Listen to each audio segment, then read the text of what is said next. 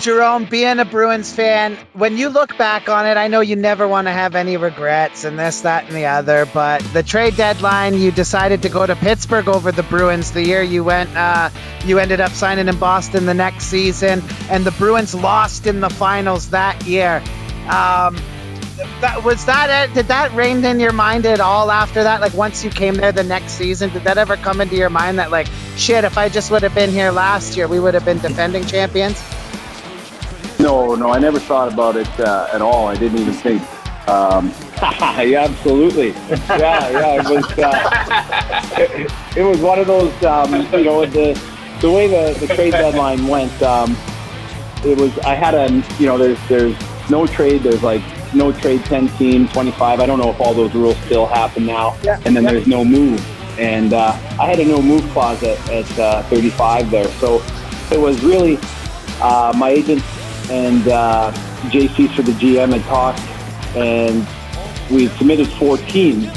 And the 4 teams I submitted, I believe, were the Kings, the Blackhawks, the Bruins, and the Penguins. And there was I probably shouldn't bring it up myself, but where there was a misunderstanding, and it was placed. Some people may remember as Aaron White. Excuse me, guys. That I had already been traded to the Bruins, and it was a misunderstanding. Our side believed, my Donnie, me, and that you submit your 4 teams and see if there's any interest, and they try to work it out, and then ultimately we get to pick the team. And then, in fairness to JC, I believe he thought that we'd go to any of the 4 teams, and he would just do that. So I'd never been through it before. I talked to him in the morning. I talked to my agent. He said, "Okay, well, just leave it with me. I'll keep working with Jay, and we'll work on that." And then all that stuff got out kind of, and I didn't know. Anyway, long story. But anyway, with the team, it was one that I think I would have probably made the same decision today. So I don't beat myself up about that. The Penguins had won like 13 in a row. It was that short. Yeah, they were so season. hot at the time, and the Bruins were struggling then too at the time at that point in the season. Yeah, and 13 games in a row. They made the trade. They made a couple of trades already.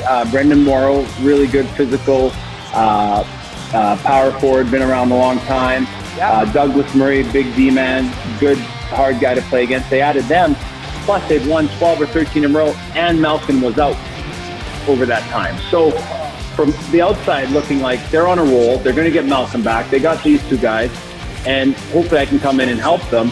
I thought, man, this is too. And then, like you say, the Bruins, I don't remember if they were fully struggling, but they weren't rolling at the same clip. And I thought could be my one chance to win a Stanley Cup. And I enjoyed it. They were good. We had a great first 2 series. Actually, the Islanders were really good that series, but we beat them, I believe, in 6. And then Ottawa, we beat in 5, and we were rolling. But then I'll admit, like, we were waiting for the Bruins, and yeah, part of me is like, oh man, like you can't. Oh, geez, and then it became a nightmare. Like that's the last thing you want, as personally to know. I picked over Penguins over the Bruins, and then they sweep us. It was they obviously got the last laugh. It was a true. When you're going through it, you just can't believe it. But it is what it is, and things were meant to be, and it wasn't in the cards for me there. But it's. But at the same time, the next year, I had a ton of respect for the Bruins. I was very thankful that they gave me another opportunity to come there, and was thrilled. It was one of the best, like I said, best years of my hockey career, getting to play with those guys and be there. And wish it would have ended better, but it was still an amazing experience. So, it was I certainly didn't want it to end. That was different.